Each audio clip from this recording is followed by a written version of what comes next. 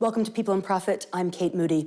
Today I'm at the Irish Embassy with Ireland's Deputy Prime Minister and Minister of Finance, Simon Harris. Thank you so much for speaking to us on France 24. Thank you very much, Kate. This week you met with other EU finance ministers to discuss, among other issues, the response to the ongoing conflict in the Middle East. What can you tell us about what was discussed? What are you and your colleagues most concerned about when it comes to the economic impact of this ongoing conflict? So I think we're all endeavouring from an economic point of view to grapple with the impact of this conflict. Obviously, from a human point of view and a humanitarian point of view, there's very serious issues. But from an economic point of view, trying to understand the impact and trying to map out the impact of various scenarios is a job that falls to EU finance ministers, the European Commission and the ECB currently. I think what's very clear in our engagement is the level of economic impact will very much depend on the length and the depth of the conflict. And therefore, the shorter a period of time this conflict goes on for, the more benign the economic impact is.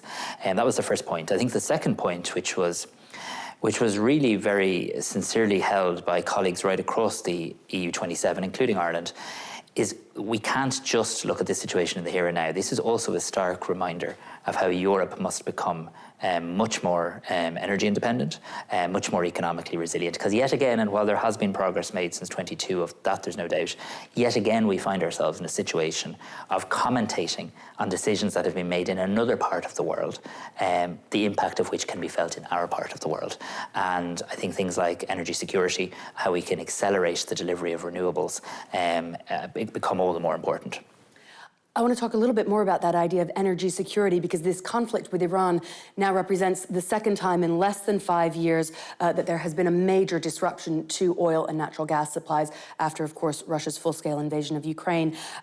European supplies for now are relatively unshaken. We are already seeing an impact on prices. Is this a wake-up call, both for Ireland and for the EU more broadly, about energy independence? Yes, it is, though I would say in many ways we got the wake-up call in 2022 because after the brutal, illegal Russian invasion of Ukraine, a number of steps were taken. And in fairness to the European Commission, in fairness to individual member states, we are in a somewhat better position in terms of energy diversification since then, but we are still not where we need to be. And I really think this is almost an existential moment for the European Union. We have to take big and bold decisions that are going to ensure the security of the European Union. And I don't just mean that in a traditional defence and security way, in energy security, economic security, building up our resilience.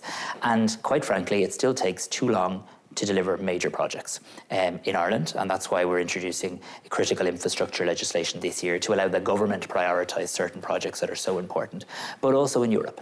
The gap between the length of time it takes to deliver a major project in Europe versus other parts of the world is too large. Now, democracy is important, and that can account for some of that, but not all of it. That can't explain away all of it.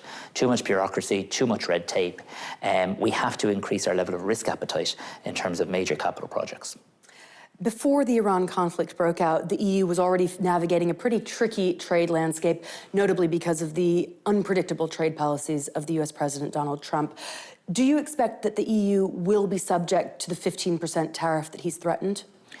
Well, I'd like to take it back to our engagement with the US being about honouring the agreement that we all reached. And I fully respect that the US administration has a Supreme Court issue to comply with, and that is for them. But we engaged as a European Union in good faith with the United States. We reached an agreement, an imperfect agreement, but it's better to have an agreement. And that agreement was clear in relation to 15%. We're working to implement and honour that agreement. We expect them to do the same. But I really also hope we can get to a moment where we can begin to have a more thorough conversation, because the interdependency between the EU and the US is much deeper than sometimes headlines can ever suggest. Pharma is a really interesting example where actually supply chains are so interdependent as well. So I think in fairness to everybody, we've gotten to a situation where there was a trade agreement, where we've managed at an OECD level to protect international tax agreements and come up with a side-by-side agreement too. And it is important to work to protect that, because having an agreement at a time of uncertainty is always better than not having an agreement. That trade deal that you were mentioning, though, is, however, on hold on the EU side now. Do you expect it to go ahead? I think we in the European Union are very keen to implement it. Obviously, there's a challenge from our perspective as to what we're implementing, because the original deal, the view of the US Supreme Court, and the interim measures that President Trump's administration have chosen to take. But from our point of view, we are determined to honour our commitments within that agreement. That's what Europe does. If you reach an agreement with Europe, we honour the agreement, and we expect other parties to the agreement to honour it also. French government ministers have said that the EU should be ready to retaliate, if necessary, with that anti-coercion instrument, the so-called trade bazooka, which could target US tech firms in particular. Under what circumstances might Ireland support doing that? So Ireland always acts in European solidarity, and we've shown that time and time again. But we also need to remember that the anti-coercion instrument, the ACI, was always about deterrence. It's never been utilised. There's even not full clarity as to how it would be utilised. We've always got to be very careful in any decision that Europe takes that you don't end up inflicting more economic harm on Europe than anybody else. And I think we're certainly not in that space now. We're in the space of having reached a framework agreement and now trying to implement that agreement, trying to see the clarity from the US administration after the Supreme Court decision. So ACI has always been a deterrent. But you're not meant to use deterrence. It's meant to, the purpose of the deterrent is to be able to get people to engage and come to an agreement.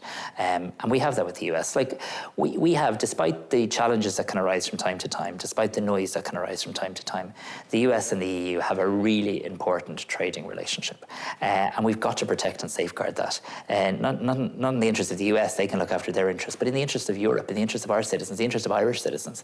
It's an economic trading relationship that really, really matters. And any sort of escalatory situation doesn't serve our citizens well. That is a message that we're hearing quite a bit on the European side. It is a different story on the other side of the Atlantic sometimes when you listen to the headlines. Do you still see the United States as a reliable trading partner or a reliable partner full stop? Yes, we do. And, you know, different administrations will have different policies, and sometimes we'll agree with policies and sometimes we won't. But again, when you strip away the noise or the headlines and actually look at the detail, the trading relationship between the European Union and the United States, between Ireland and the United States, is still strong, is still robust. It's actually still growing. And that's despite all of the challenges and headwinds. So it's important to judge an administration based on what they actually do in substance. And we're navigating our way through this. And I think the job of Europe, and certainly Ireland wants to be a part of this, is to be a calm voice wanting to work in a constructive manner, because this relationship is deep. I mean, from an Irish perspective, you know, hundreds of Irish companies operating in the US, creating hundreds of thousands of jobs across the US. The same also being true in terms of US investment. It's no longer the story that used to be told about the Irish-US economic relationship is no longer the full story. It's now a two-way relationship. There's people who voted for President Donald Trump with great enthusiasm who will wake up this morning in the United States and go to work in a company that's owned by an Irish person. So it is a two-way deep relationship, and I think that's appreciated by many, many American people too. I do want to ask you more about those ties between Ireland and the United States. Earlier this year, you traveled to California. You met with tech giants to discuss Ireland's trade ties with the United States. Tech firms do play a very important role in Ireland's economy and vice versa. Many of them do, though, have their EU bases in Ireland. How are you approaching the need, in particular, for regulations on artificial intelligence? So in a very honest way, in saying to tech companies, and I say this respectfully, we're not the United States, so we do have different views in Europe in relation to regulation, and that's okay. But what we want to do is make sure regulation is sensible, is balanced, that the first knee-jerk position of Europe isn't we must regulate. It must be, well, what are we trying to achieve here? What's the innovation here? What's the benefit to our economy and our society here? We're champions of the simplification agenda, and also of having collaboration with industry in relation to this. I think from an industry point of view, I think it's not unreasonable for them to say, can the EU act as an EU 27? So can at least we have certainty as to how the bloc of 27 operates, and that's why it's our preference when it comes to an area we feel very strongly about online child safety, trying to reach an EU agreed position. If not, there's other options, but trying to reach that EU position because A, it's the best and most effective way of helping children, but B, it also does provide an easier regulatory environment in terms of clarity and certainty for industry. And briefly, what do you feel about the ongoing attempts that we're seeing in different countries around the world to ban underage children from using social media platforms? I personally feel, and our government will work through this, our government's initial position is to pilot and try age verification. It's my personal view that there's lots of areas of society in which we have a minimum age. You can't drink before a certain age, you can't vote before a certain age, you can't drive before a certain age, so on and so forth. I think therefore it's legitimate that below a certain age you shouldn't be on social media. I do worry about what I believe to be the experimentation with the mental health and well-being of our young people. I think that's a real concern. I think it's felt by parents, not just in Ireland, but right across the globe, and I think we should act on that. Ireland is going to be taking over the rotating presidency of the Council of the European Union later this year. What are the priorities going to be?